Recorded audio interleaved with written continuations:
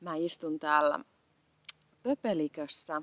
Mä tuun tänne aina joka ilta auringonlaskun aikaan. Mä kävelen pienen lenkin ja sitten mä tuun istumaan tähän ja katsomaan auringonlaskua. Ja mitä syvemmälle mä itse olen sukeltanut näihin valoasioihin, sitä tärkeämmäksi sen omaksuminen osaksi mun omia terveys- ja hyvinvointirutiineita on nyt tullut.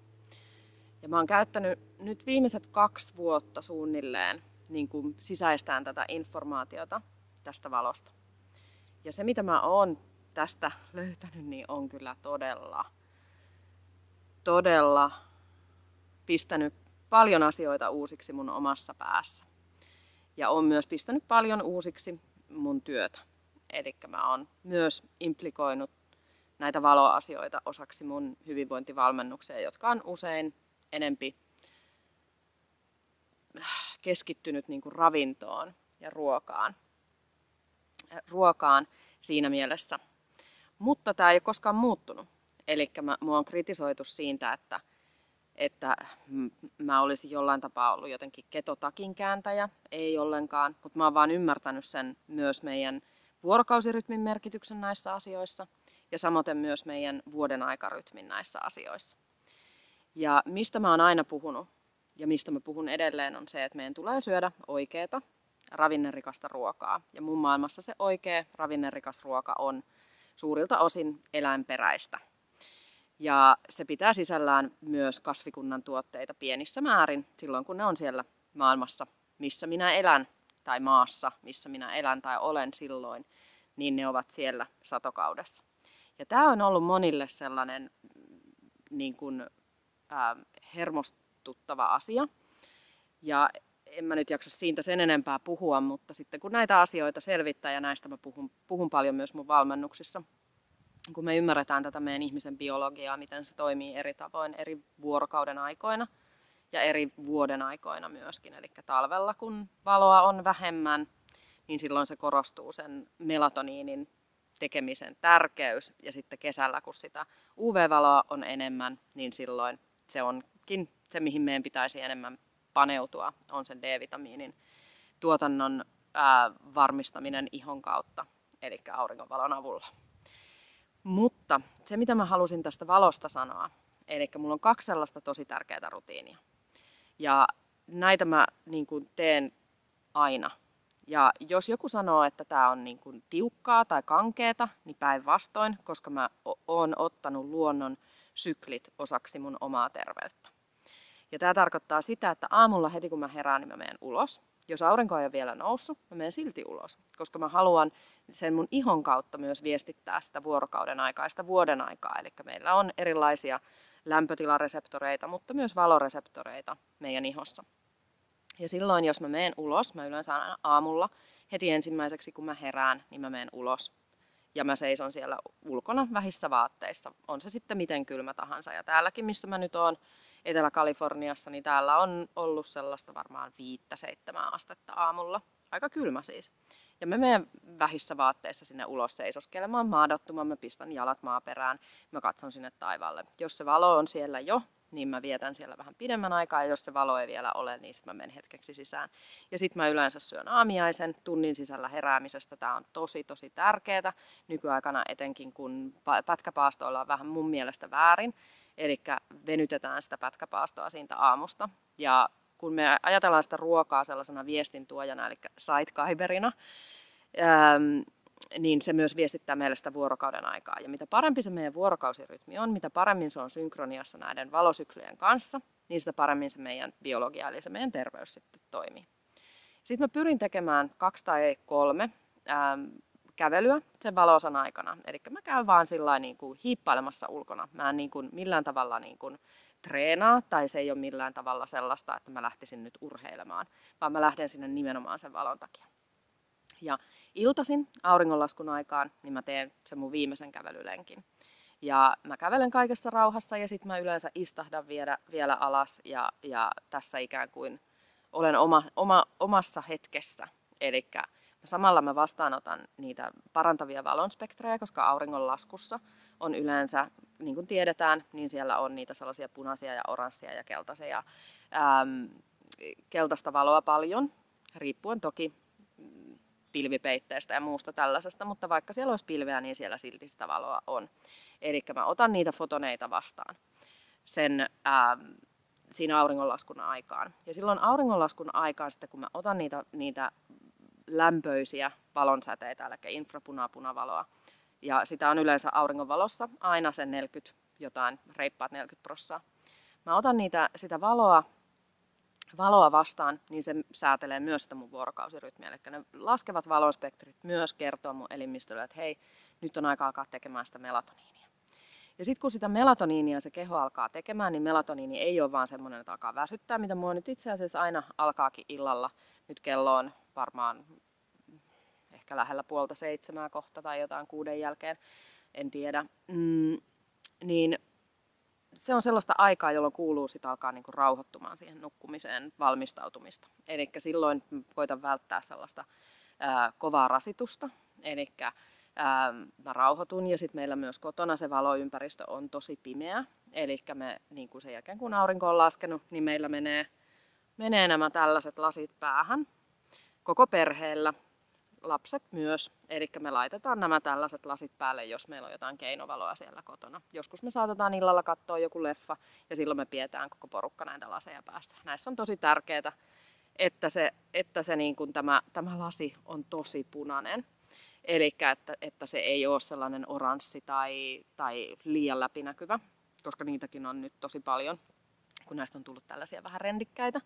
Niin on sellaisia heikkolaatuisia laseja, jotka sitten ei ole riittäviä niin kuin estämään sitä sinisen keinovalon pääsyä sinne sun silmiin, koska se heti katkaisee sen melatoniinin tuotannon, jos sä altistut iltaisin keinovalolle. Ja iltainen keinovaloaltistus on yhdistetty kaikkiin syöpiin ja sillä on ihan hirveitä vaikutuksia meidän terveyteen. Ja sitä ei moni ole vielä valmis kuulemaan, mutta mä uskon, että se aika on koko ajan lähempänä, että ihmiset ymmärtää myös tämän valosaasteen merkityksen meidän terveyteen.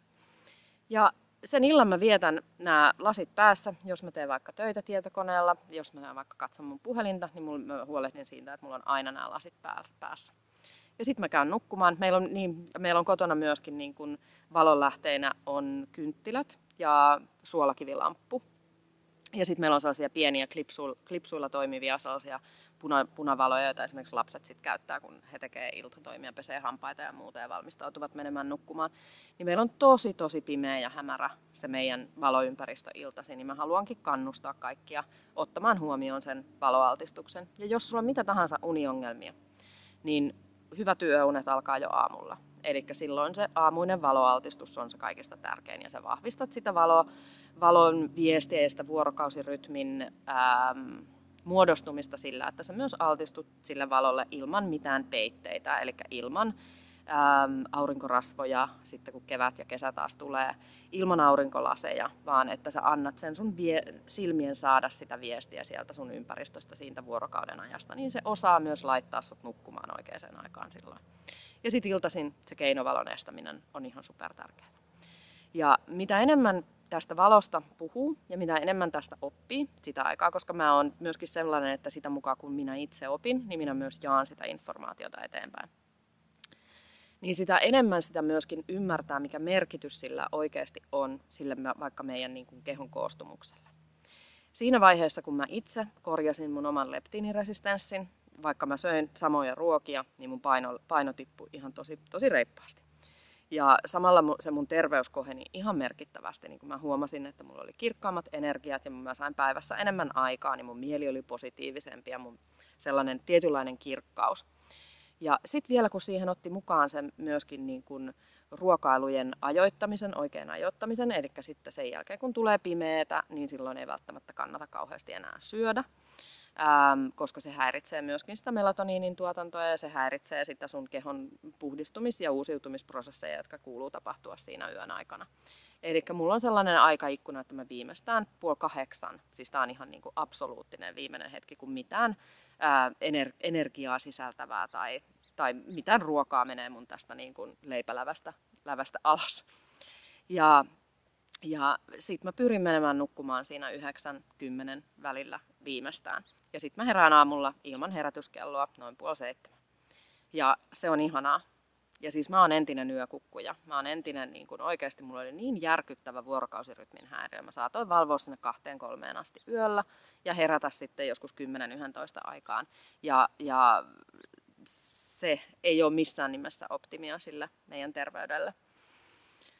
Ja näistä rutiineista vielä sen verran, että moni ei ehkä osaa laittaa merkitystä näille rutiineille niin paljon. Eli ajatellaan ainoastaan sitä ruokapalikkaa.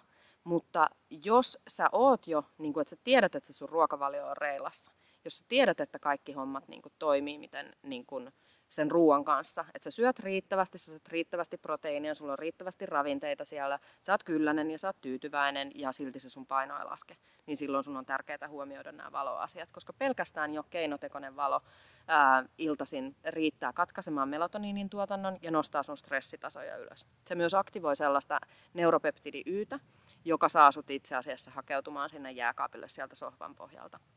Eli jos sä ihmettelet, miksi iltaisin tulee aina mielitekoja, niin se voi pelkästään olla se valon aikaansaamaa. Ja sä et välttämättä siis tarvitse mitään muuta kuin sen valon, että ne sun verensokerit myös nousee. Mikä on aika mieletöntä ja tästä ei ollenkaan puhuta riittävästi. Eli niin se ei olekaan aina sen niin ruuan vika, vaan se on itse asiassa liittyy tähän meidän yhteyteen, miten meidän kuuluu olla yhteydessä luontoon, miten meidän kuuluu olla yhteydessä luonnon sykleihin, miten meidän kuuluu olla yhteydessä meidän maaperään maadoittumalla meidän paljaiden jalkojen kautta, miten meidän kuuluu olla ihon kautta yhteydessä siihen valoon. Nämä on kaikki meille sellaista elektromagneettisen spektrin luontaista säteilyä, jota me tarvitaan, jotta se meidän keho kalibroituu oikein.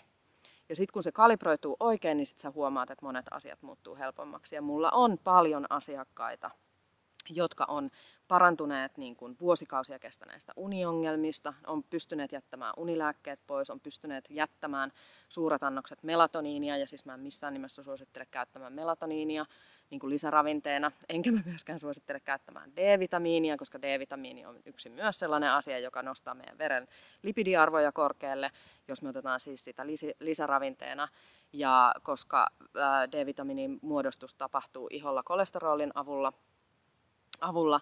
Ja sitten jos me saadaan sitä D-vitamiinia ja sitä prosessia ei pääse sen ihon kautta tapahtumaan, niin se nostaa meidän kolesteroliarvoja. Ja etenkin jos se nostaa meidän LDL ja sitten myös triglyseridejä, niin silloin esimerkiksi leptiiniresistenssi pääsee niin kuin muodostumaan, koska kohonneet triglyseridit estävät sitä leptiinihormonia pääsemästä aivoväriesteen ylitse sinne leptiinireseptoreihin, jotka sijaitsee siellä aivoissa, jotka siis leptiinin periaatteessa sen niin kuin tehtävä on kommunikoida sitä kehon varastoitunutta energian tilaa sinne aivoille, josta aivot sitten säätelee muun muassa meidän hermovälittäjäaineita, neuroneita, POMC-neuroneita ja sitten se myös säätelee meidän kilpirauhashormonia ja kaikkea. Eli leptiini on niin super tärkeä asia. Ja mä mun Fat Burning Female-menetelmässä ja mun yhteisössä, niin mä opetan nämä kaikki asiat sulle, jotta sä tiedät, mitä sä teet, koska sehän on tosi tärkeää, että sä tiedät, mitä sä teet, että et sä lähde vaan niin kuin hakuampumaan. Joten näitä tällaisia asioita on tosi tärkeää huomioida tässä modernissa maailmassa. Eli meidän tulisi palauttaa se meidän keho siihen sellaiseen absoluuttiseen yhteyteen siihen sen luonnon kanssa. Onko se mahdollista? Mäkin olen suurkaupungissa tällä hetkellä, mutta mä etsin täältä sellaisen paikan, missä mä pääsen katsomaan sen auringon ja missä mä saan olla rauhassa ja missä mä oon kuitenkin luonnon ympäröimänä. Ja kun se meidän niin kun, yhteys siihen luontoon ja meidän ympäristöön on rikki tai se meidän ympäristö on liian toksinen meille, tarkoittaa siis sitä, että se valomaailma on väärä, me ei saada riittävästi luontaista valoa ja samaan aikaan me napsitaan erilaisia lisäravinteita ja lääkkeitä ja nukutaan huonosti ja katsotaan telkkaria ja katsotaan puhelinta, ollaan niin kuin teknologiakoukussa, niin se saa meidät sairaiksi. Ja sen takia tästä mä tulen puhumaan paljon ja tästä mä toivon, että sinäkin otat sen viestikapulan, jonka mä nyt sulle ojennan näistä asioista ja pistät myös nää sinne sun hyvinvoinnin listalle. Ei ainoastaan ruoka, ei ainoastaan liikunta, vaan sun pitää myös hakeutua yhteyteen sen luonnon kanssa. Kiitos.